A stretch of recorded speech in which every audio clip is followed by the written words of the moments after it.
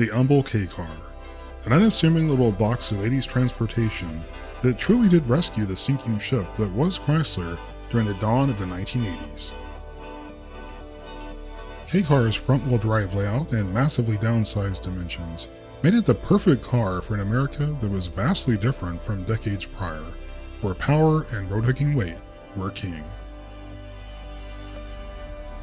There would be many K-Car variants, but perhaps the most surprising of all was Daytona, which somehow managed to transform this most basic of econoboxes into something truly sporty.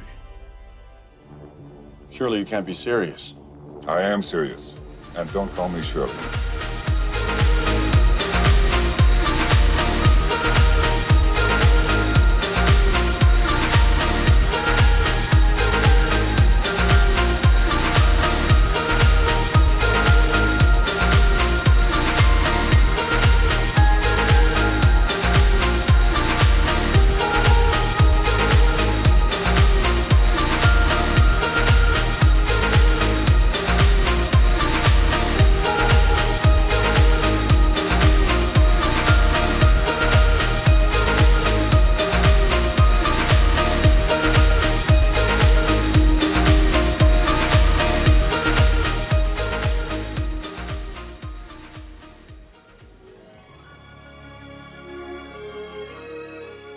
It would not be overly dramatic to describe the American automotive landscape of the 1970s as complete chaos.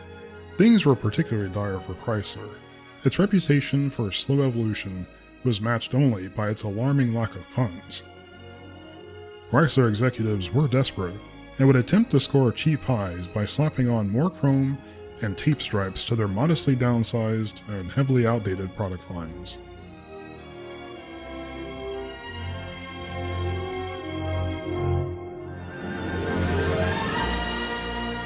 And of course, the on-again, off-again energy shortages would serve to push Chrysler even further towards its final crash landing.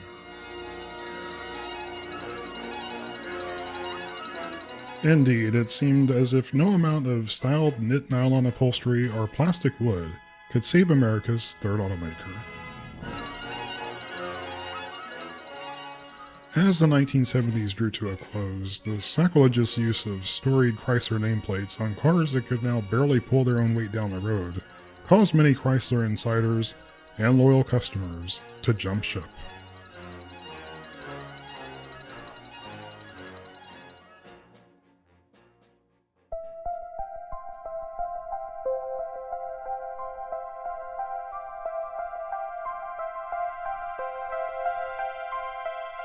As is so often the case in American automotive history, when it seemed all was lost, talented men and women would step forward and prove the harbingers of doom completely wrong.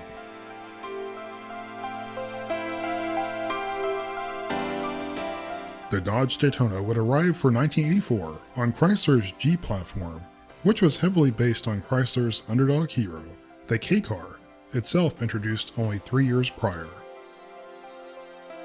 Even in its basic form, powered by a 2.2-liter 4 delivering a blistering 93 horsepower, Daytona's look was truly something special. And then there was the Daytona Turbo Z trim package, featuring a truly impressive for the era turbocharged 142 horsepower from an engine half the size of most American V8 rivals. This was perhaps the first Chrysler product a young car enthusiast of the 80s just might actually take a second glance at.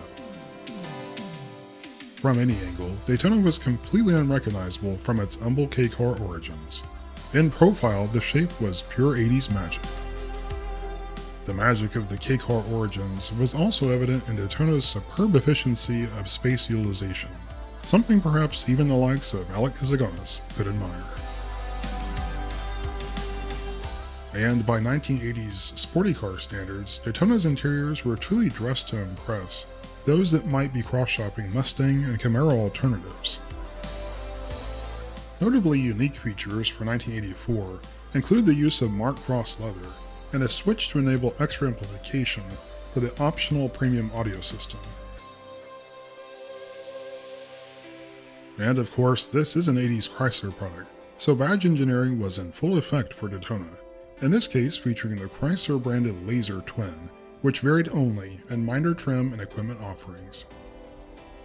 Regardless of trim or brand label, this most special of K-car offspring truly did make you feel special, and just might have made others notably envious.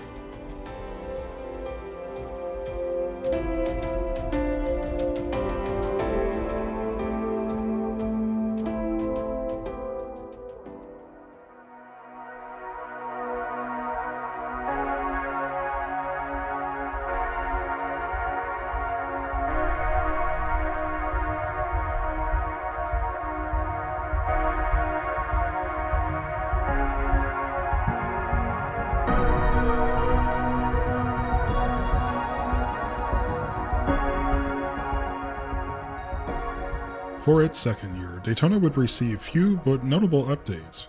The Turbo Z was now its own model, where it was previously designated as a trim level. The rear wraparound spoiler, formerly only offered on Turbo Z models, was now optional on all models, providing even the base model with a more aggressively sporty look. Second year sales remained strong, no doubt due in part to Chrysler's impressive for the time 5-year 50,000-mile warranty, which had successfully convinced many to buy, who had previously experienced less than stellar quality from the brand. Additional upgrades for 1985 included a bump in horsepower for turbo models, which now produced 146 horsepower, and wheels that sported 5 lug nuts, a change that no doubt made Fox body enthusiasts rage with jealousy. Despite the loss of Mark Cross branded interior surfaces, the optional leather seating for 1985 continued to provide Daytona owners a level of sport and luxury that genuinely rivaled similar offerings from Ford and GM.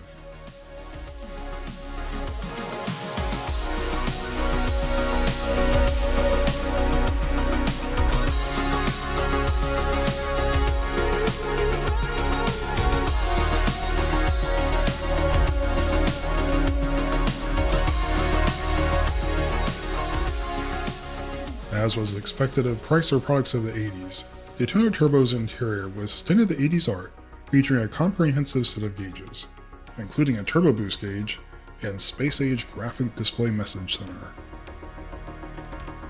The Turbo's performance was further improved for 85 thanks to improved electronic controls and other mildly revised engine and suspension configurations.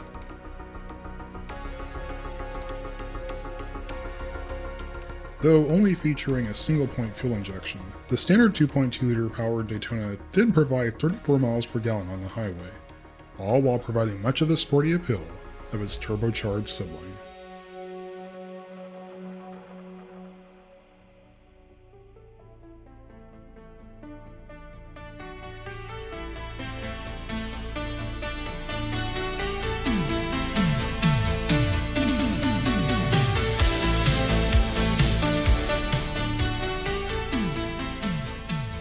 (1986) was the third year for Daytona, and it was a transformative time for myself and many others my age. Having grown up in Houston, the only thing second to cars was the space program, both of which remain of great interest to this day.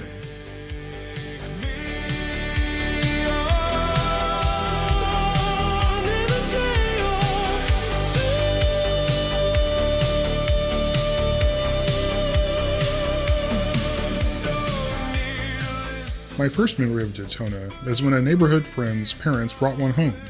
It was a Turbo Z. Though we were a Ford family, I thought it was the most amazing car I'd ever taken notice of. And as a somewhat shy, awkward child, I did always gravitate to those that were brave beyond comprehension, be that my favorite crew of astronauts, or an awkward little car that somehow became something far greater than anyone thought possible. Let's take a moment to pause for our childhood heroes.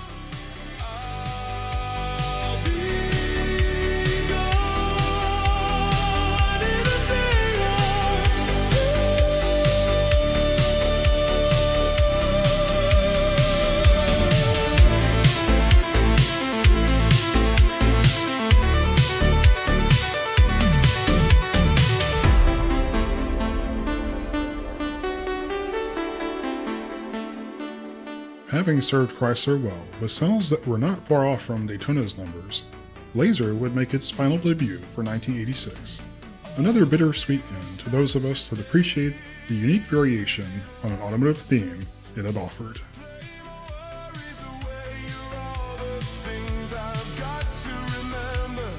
And though bittersweet was the theme for all of us that experienced the year 1986, the spirit and passion of these childhood heroes continues to inspire us to strive to be more than anyone thought possible.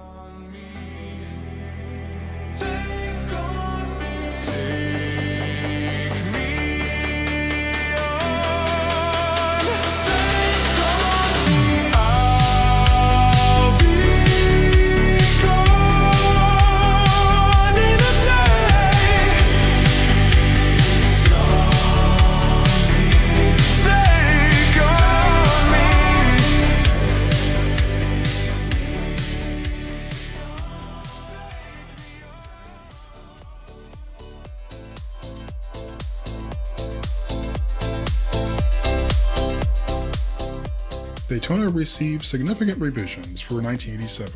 Most notable was front-end styling, which now featured pop-up headlights. A Pacifica trim level was added, which featured luxury interior details that were previously more associated with the Chrysler Laser sibling.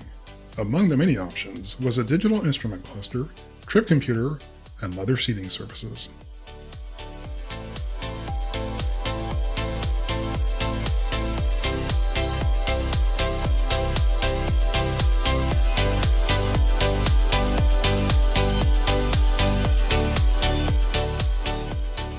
Shelby again worked his magic on the 87 Daytona Shelby Z, which now featured Chrysler's Turbo 2 power plant, which delivered 174 horsepower and was mated to a heavy-duty get-right transaxle. Four-wheel discs were standard. And with Daytona's tasteful and sporty revised rear styling, even the more basic offerings in its lineup provided a pride of ownership that was unique at any price point.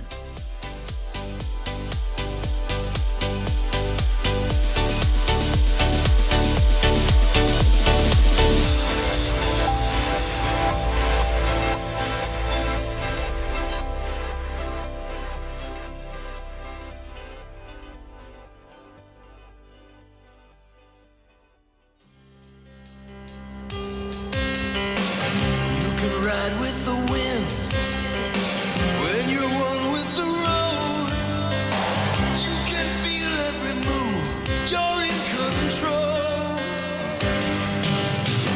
Just a touch of the wheel and the power is yours. It's the look and the feel, the one that's for real. It's the new spirit, gotta be the spirit of Dodge. It's the new spirit. You'll find it at the heart of every car and truck we build. And you'll find it in yourself every time you take the wheel. It's the new spirit of performance. It's the new spirit of Dodge. It's the new spirit. The new spirit of Dodge. The new spirit of Dodge.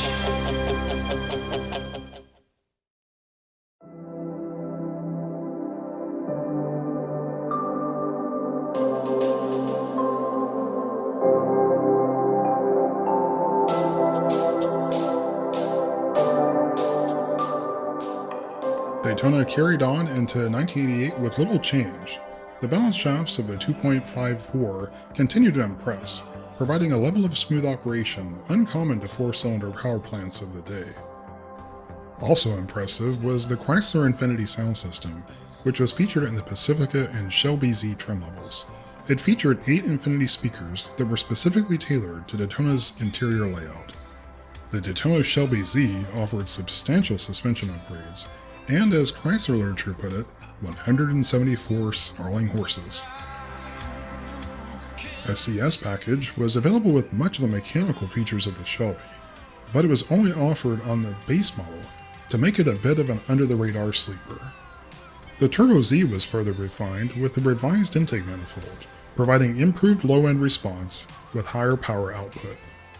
And as always was the case with cars of this bygone era, The optional equipment on offer was seemingly endless.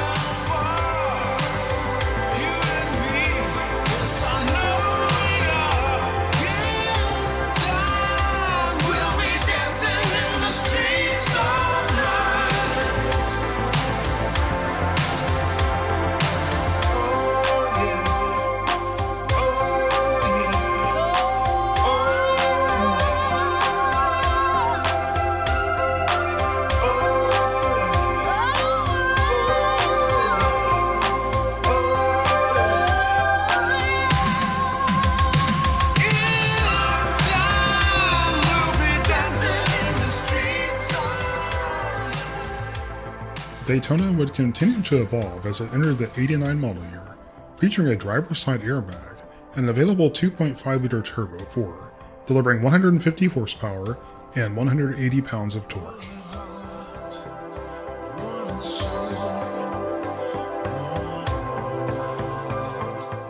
Further refinements would arrive for 1990, the most notable of which was an all-new instrument panel that ditched the angular 80s aesthetic for a sleek wraparound look. The Daytona Shelby now featured a variable nozzle turbo producing a truly impressive for the time 174 horsepower. Daytona ES and ES Turbo trim levels offered a blend of sporty appearance and performance that was on par with the pricier Shelby offerings. Just another example of how it really does seem these cars of the 80s tried so much harder to appeal to so many, even as their time with us was nearing the end.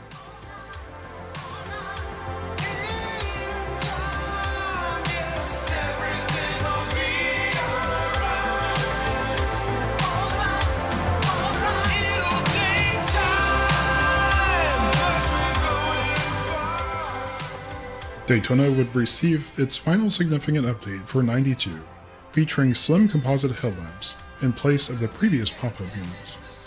Window trim, body side moldings, and rear end styling were softened to better match the more rounded front end styling.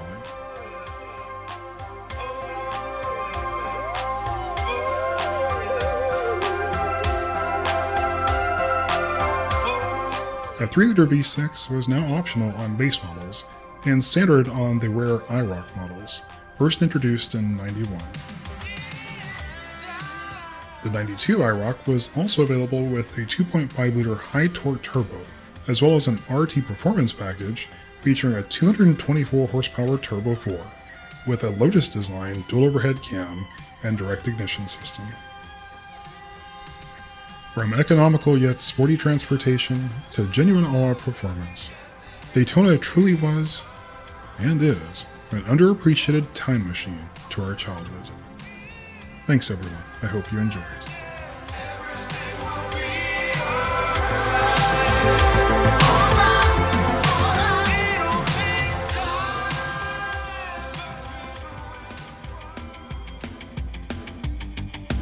Auto curiosities, oh so very many to see. Come along, it'll be a spree.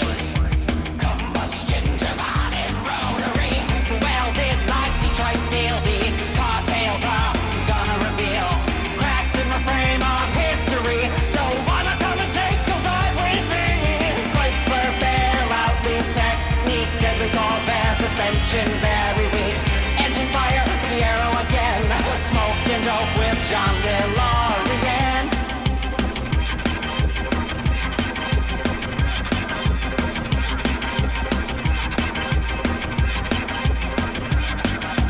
Lightning quicker than the planes in Kenosha. Topher's gonna